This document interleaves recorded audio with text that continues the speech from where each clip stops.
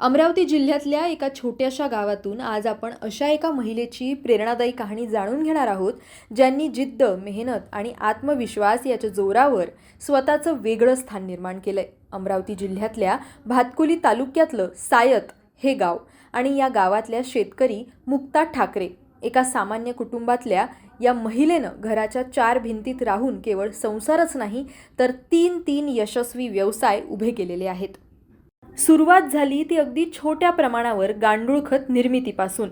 सेंद्रिय शेतीबद्दलची जागरूकता वाढत असताना मुक्ताताईंनी तयार केलेल्या खताला शेतकऱ्यांकडून चांगलाच प्रतिसाद मिळू लागला. फक्त गांडूळ खताचे थोडंसं मी ऐकलं होतं, कारण माझ्याकडे शेती असल्यामुळे माझा रासायनिक खर्च एवढा वाढला होता की जवळपास मला 20 एकराला 3 लाखापर्यंत खर्च येत होता. मग मला असं वाटत होतं की आपण काहीतरी याच्यात तडजोड केलं पाहिजे.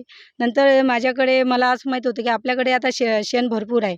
त्याच्यानं मग मी एक पर्याय निवडला की आपण गांडूळ खत स्वतः घरीच तयार करू. कारण बाहेर पाहिलं तर मी त्याचे रेट खूप होते. कारण जवळपास मला वाटते ₹1200 मी कुठेतरी पाहिलं तर मला ₹1200 एक बॅग 50 किलोची सांगितली होती. म्हणून म्हटलं आपल्याकडे म्हशी आहे, शेण आहे, मग आपणही थोडंसं याच्यात प्रक्रिया करून आपण इथं गांडूळ खत आपल्या घरीच तयार करू. तर मग आम्ही असंच जवळपास माझ्या मैत्रिणी आणि मी मोर्शीला गेलो. तिथे आम्ही ते शेतकरी गांडूळ खत तयार करत होते. त्यांच्या शेतावर गेलो. तिथं पाहिलं ते कसे तयार करतात. त्यांना विचारून नंतर गांडूळ कुठून आणले, कोणत्या जातीचे आहेत आणि चांगलं गांडूळ खत कसं कोणते गांडूळ तयार करतील, असं आम्ही त्यांना चौकशी करून मग घरी आलो आणि आम्ही तिथूनच ते खितात ते बेड तयार प्रत्येकीनं एक बेड म्हणजे 12x4चा बेड विकत घेतला आणि नंतर त्यात नागपूरहून आम्ही ते रेड वॉर्म बोलावले होते, ते म्हणजे गांडूळ खत तयार करणारे.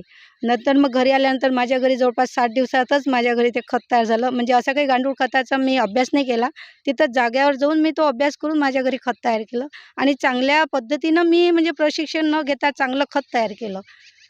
पण एवढ्यावरच मुक्ताताई थांबल्या नाहीत. ग्रामीण भागात शुद्ध तेलाची गरज लक्षात घेऊन त्यांनी पारंपरिक तेलघाणी व्यवसायाला सुद्धा सुरुवात केली. आज त्यांच्या माध्यमातून अनेक कुटुंबियांना घरपोच शुद्ध तेल उपलब्ध होतंय. जसजसे लोक त्यांच्या प्रॉडक्टवर विश्वास ठेवू लागले तसतसा आत्मविश्वास वाढत गेला आणि त्यांनी दुग्ध व्यवसायात सुद्धा पाऊल टाकलं. ताजं आणि शुद्ध दूध ग्राहकांपर्यंत पोहोचवण्याचं काम त्यांनी सुरू केलं. मला माझ्या मालाची मार्केटिंग करावंच लागत नाही, कारण माझे हे व्यवसाय आहेत हे सर्वांना माहीत आहेत. माझ्या पंचायत समितीत जेवढ्या माझ्या CRP आहेत त्यांना सर्वांनाच माहीत आहे. ताईकडे म्हणजे खूप सारे व्यवसाय आहेत. त्याचबरोबर वर्मी कंपोस्ट, वर्मी वॉश हे मिळतात. म्हणून मग माझे ग्राहक आपोआपच लागले असतात आणि ज्यांना माझे माल पाहिजे ते मला फोनवर कॉन्टॅक्ट करून मी त्यांच्यापर्यंत तो माल स्वतः पोहोचून देतो. आणि माल त्याच्यापर्यंत गेल्यानंतर ते ते गांडूळ जर असले तर गांडूळ मेले का हे पूर्ण चौकशी करून मी तिथं स्वतः पाहणी करायला पण जातो.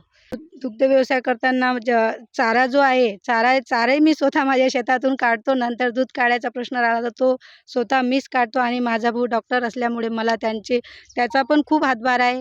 औषधा, कॅल्शियम, नंतर गोचिळाचं म्हणजे आता माझ्या घरी कोंबड्या असल्याच्यानं मला गोचिळाचा काहीच त्रास नाही आहे आणि माझे जनावरं बिमार पण पडत नाही आणि अशा पद्धतीनं मी स्वतः देखभाल करत असल्यामुळे मला दुधाचाही कधी प्रॉब्लेम आला नाही आणि तसेच माझे जनावरं पण खूप चांगले म्हणजे कुक्कुटपालन असल्यामुळे माझे जनावर पण चांगले सुदृढ आहेत. मुक्ता ठाकरे यांचं काम आज ग्रामीण भागात शाश्वत शेती, आरोग्यदायी दुग्धजन्य पदार्थ आणि शुद्ध तेल उत्पादनाला नवी दिशा देत आहे. प्रामाणिकपणा, गुणवत्ता आणि सामाजिक बांधिलकी यांच्या जोरावर त्यांनी स्वतःची एक वेगळी ओळख समाजात निर्माण केली आहे. लग्न झाल्यानंतर मी सायत या गावी आली.